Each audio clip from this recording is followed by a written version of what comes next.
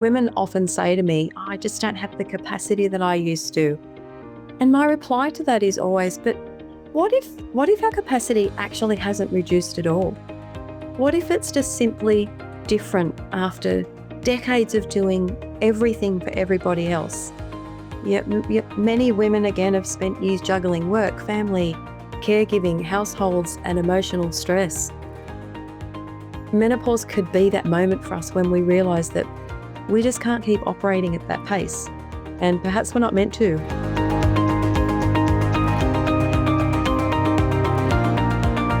Welcome to Thriving in Menopause, brought to you by Prevention Magazine. I'm Zoe Mernier, the editor of Prevention.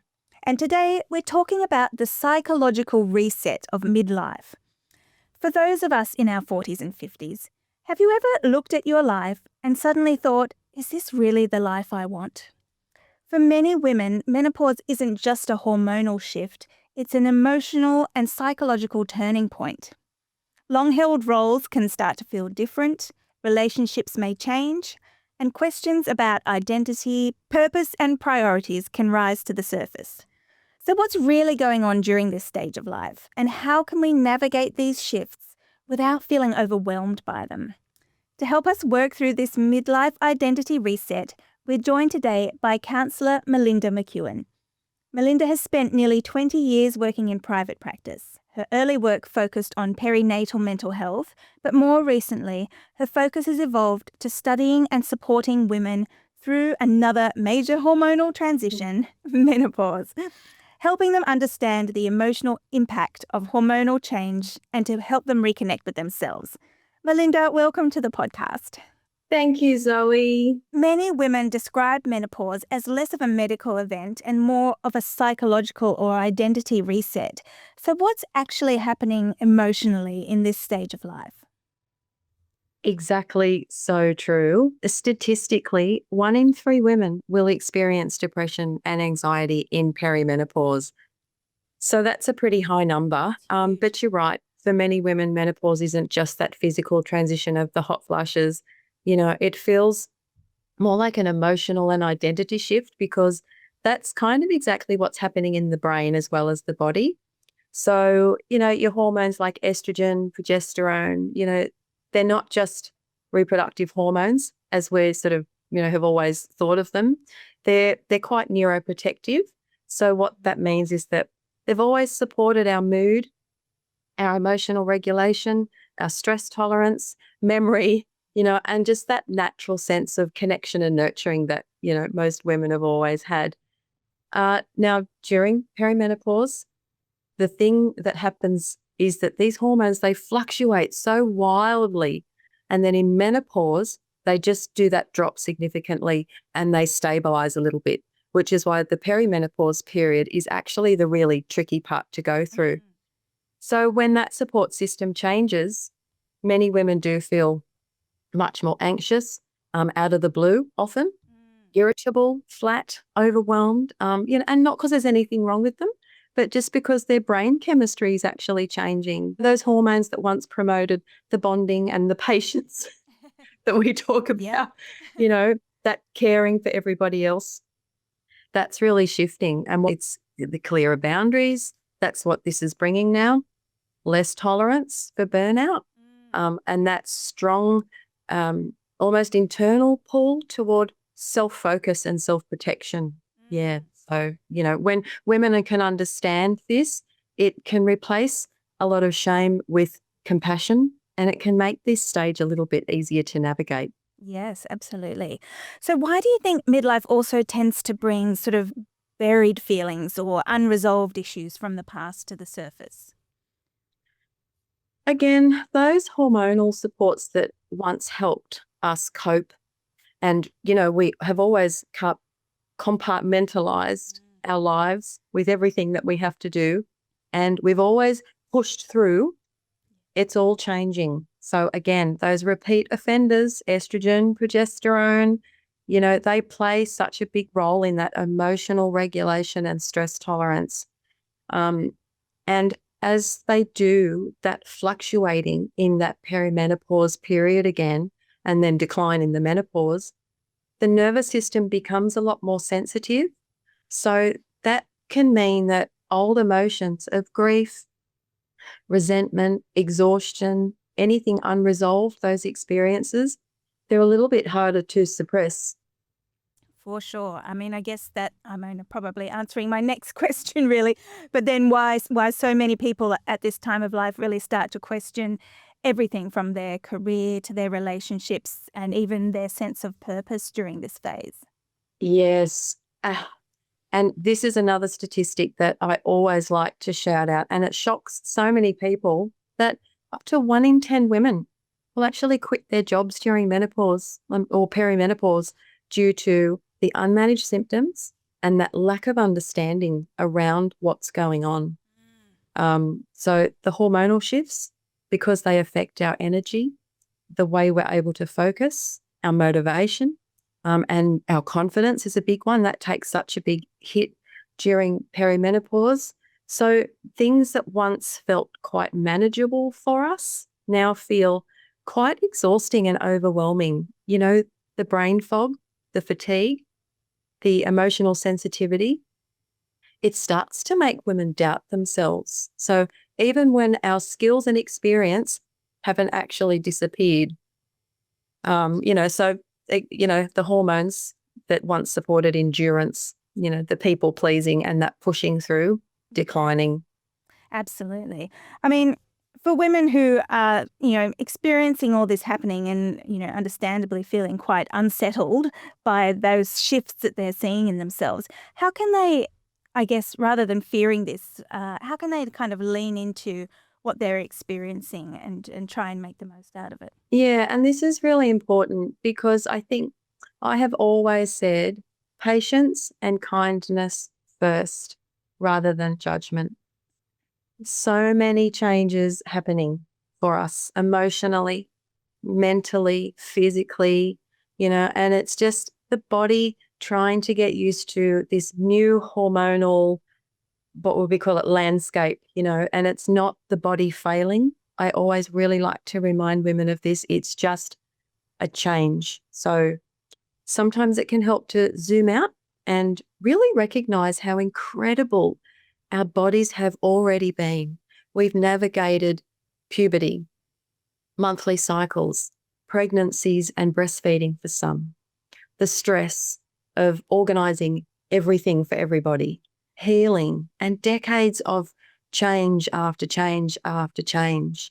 And menopause, it's just another adaptive chapter, not a breakdown. And I think for years, menopause has actually held a really negative connotation as opposed to all the other stages that we've been through. Menopause sort of is a bit of an outlier. It's always been framed as a bit of a decline because, we must be getting old, and a loss. But sometimes I see in reality can be a really powerful recalibration. And when women understand what's happening and feel like they can openly talk about it, it can really shift from something to fear into something that can be navigated with support, confidence, and always compassion. Now, I guess menopause also in many ways, it can be a bit of a grieving process. Women might grieve their old identity, their previous roles or their younger bodies, changing relationships, even their fertility. So how can midlife women process that grief? And how do we differentiate that from depression or anxiety that we might also be feeling? Yeah, I agree. Menopause really can be a bit of a grieving process. And I think that grief is so valid because women aren't just adjusting to physical changes. We are letting go of earlier identities, roles that we've played, expectations that we've had throughout our lives. Again, and like you mentioned, fertility and energy levels is a big one. And I think it makes a lot of sense to feel, a bit of sadness and loss or even anger at times. I think what's important is to never, ever dismiss those feelings or tell ourselves we should be grateful or just get on with it. I think grief is always a natural response to any transition. And I think this stage of life, it involves a lot of transition, often all at once, and we're a little bit blindsided by it.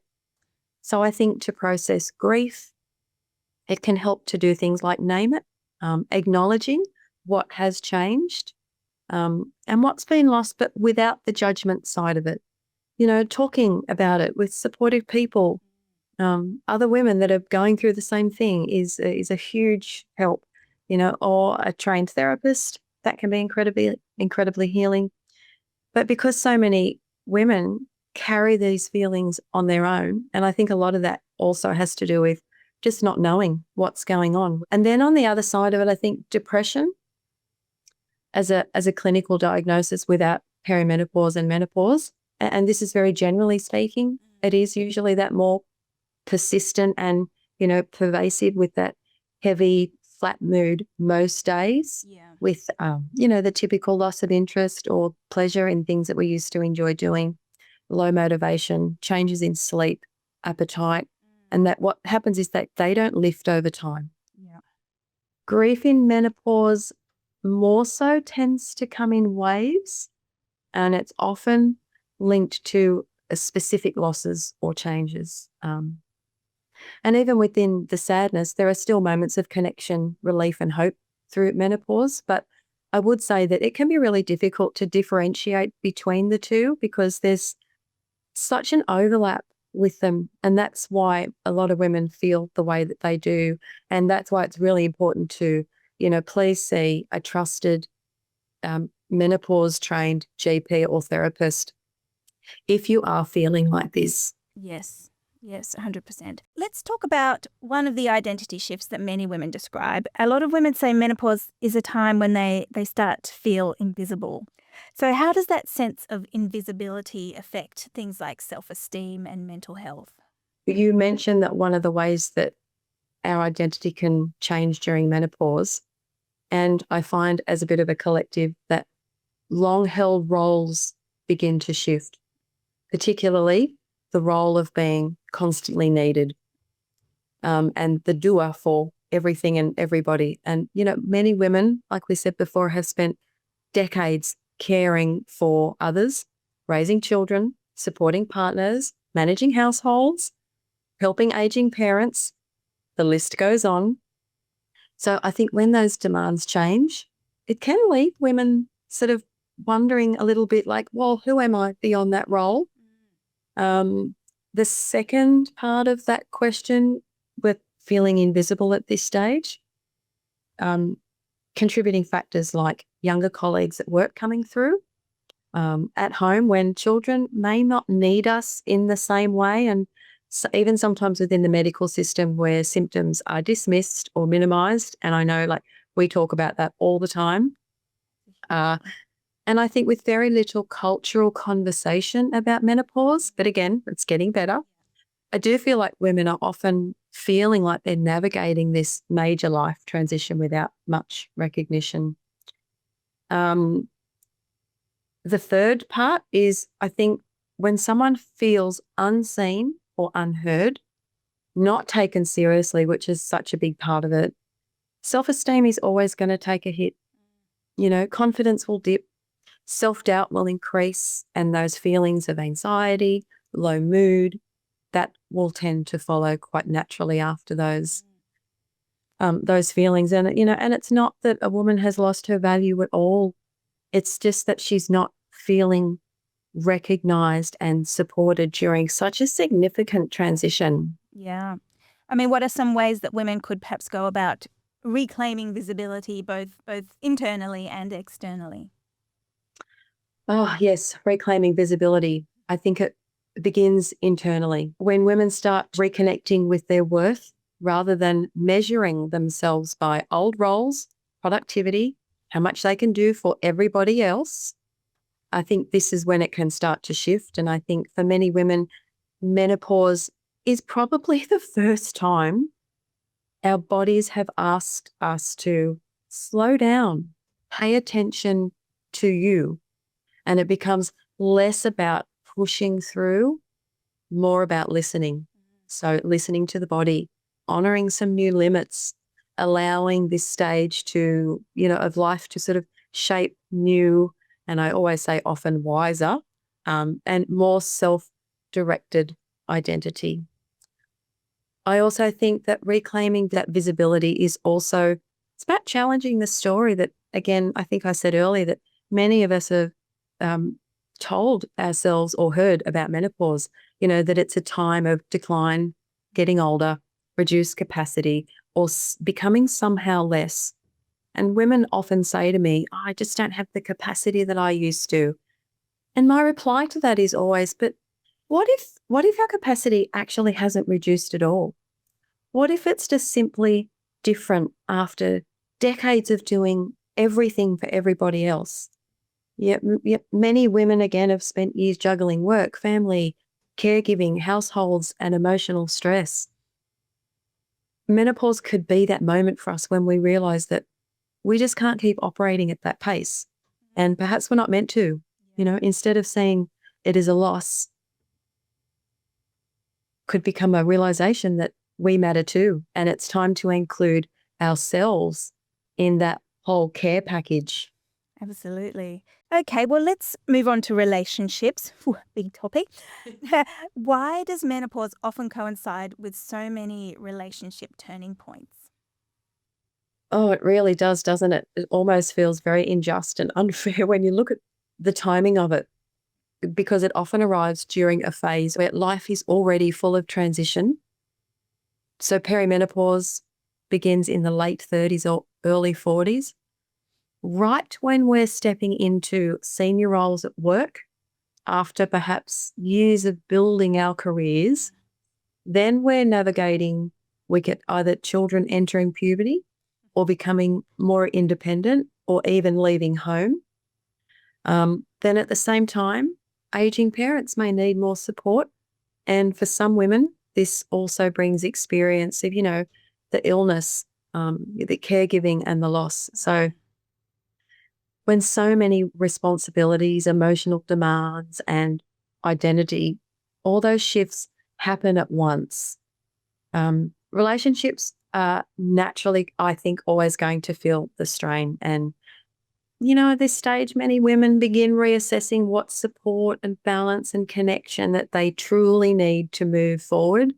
And of course, to add to all these changes and everything coming at once, we're probably not sleeping, we're tired. Just to throw that in the mix. Yeah, let's add that one in. Why not? Yeah, why not? Absolutely. So, how, from a couple's perspective, when there is some, changes going on there, how can couples renegotiate, I guess, roles and expectations during this phase of life? I love this question because I think it's an area that can have such a huge impact. And I've even written a cheat sheet for partners, which has got information about menopause, what's happening to her, and things like little phrases they can steal. But I think couples at this stage, let's just renegotiate roles and expectations by first building understanding around what menopause is and what's happening to her mentally, physically, because when both partners have got accurate information, it reframes, the changes in energy, mood, capacities as more biological shifts rather than coming across as blame. And that's really huge in a relationship during this time. But as we know, menopause affects, again, energy, mood, sleep, focus, stress. So what couples have always done, it might not any longer feel sustainable. So from there, learning to communicate differently, absolutely key. Speaking about needs with openness rather than frustration. And again, if we've got the education, we can do it from this perspective. And listening, with curiosity rather than defensiveness, because, and as expectations are adjusted to match this new season of life, blame will naturally soften, and it can often be replaced with compassion and teamwork and an emotional connection. And I did have a little note, the phrases that he can steal. Yes, I have my top three that I Yes. that I just love. The first one is, I can see this is really hard on you. How can I support you right now? The other one is, what do you need right now? Space, comfort, or a solution? Yes. And the other one, which I think is probably my favourite, just to say to her, I'm here with you. We'll figure this out together. Wow, I think yes. Any Powerful. women going through those would absolutely love to hear. Yeah, Any they're one just of those. thinking, please, I wish Yeah. he would just say that. Yes, yes. Yeah. Especially that second one, because it's just knowing, where do you sit at the moment? Like, how can Yes. do I just need to go away? Often the Yeah, answer will be exactly. yes, And please. because it changes, Yeah. changes every day. Absolutely, absolutely. So I guess when women are being pulled in so many directions, and feeling that overwhelm, how can we protect our emotional reserves without feeling selfish? I mean, as you said, at those feelings of giving and nurturing do lessen, but after a decade or a lifetime of people pleasing, we don't Yeah. want to not be there for people. So how do we kind of navigate that middle ground? You mentioned like just protecting that emotional reserve. And I've always said it starts with kindness and patience toward ourselves. We're going through a lot. And, we've often extended that kindness and that patience toward everybody else, put ourselves last. And because we've often sort of been taught to put everyone else first. But in this time of our lives, like self-care, it's never selfish. It's so essential. When you're constantly giving without refilling, exhaustion and resentment often builds. I see that a lot. And mental health suffers. So my message is always put your own oxygen mask on first. You can't pour from an empty cup. That really applies here. So rest, boundaries, asking for help, and making space for your own needs. They're not indulgences. They're what allow us to keep showing up with care and clarity if we keep refilling our cup. And then, as you said, we can stay in those, partly in those roles of showing up and caring. So, but I think begin treating the well-being as a priority rather than an afterthought, which we've done for so long. Yeah. And then they often find that, they have more energy, more patience, and more emotional capacity for the people that they love. For sure. I mean, you've Yeah. talked about the importance of talking with women going through similar experiences. Now, you've also started a peri and menopause support circle in the Illawarra region. So what kind of benefits have you seen from bringing together women in this way? Look, I think women can not only cope through this stage, but they can genuinely thrive Yeah. when we feel supported, informed, kind to each other, kind to ourselves, because this period often becomes a really meaningful and self-directed phase. And I think one of the biggest factors in thriving in menopause is community. Not going through menopause alone, it's being part of that supportive space. And it allows women to feel understood, heard, taken seriously, share experiences and solutions. Like what works for one doesn't work for the other. But hey, give us all the information and we can work out what works best for us. And none of it's with judgment when you're sitting in a space with all of us that are going through the same thing. And it replaces isolation with connection. Now, the group is a little bit on hold at the moment. It's just a little bit on pause, just while I'm building a new model of support that is going to allow me even more to, support women and give them that, access to help in a flexible and affordable and ongoing way, because it goes, perimenopause and menopause goes for many years. Yes. But it will absolutely start again soon, because what I have found over the years is that community is just such a vital part of women thriving through this stage. I Yeah. mean, how great would it be if there was support groups like this all over Australia where women could just meet up and connect. So I think that's Absolutely. Yeah. If you don't have it in your area, you should maybe, see if you can get one started.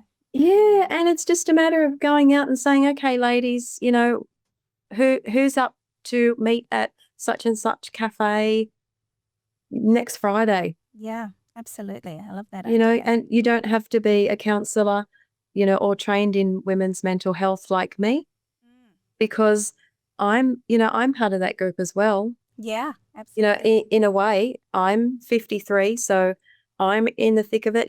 I've just started my HRT with my transdermal gel.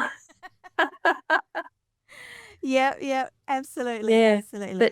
look, community is it really is, I think, the turning point, and that's the feedback. And I think that's what my new model of care is all about. I tried to look at it a little bit like a gym membership, but Yeah. for your mental and emotional well-being, when you can log in whenever you want, connect with others. There's always women there online.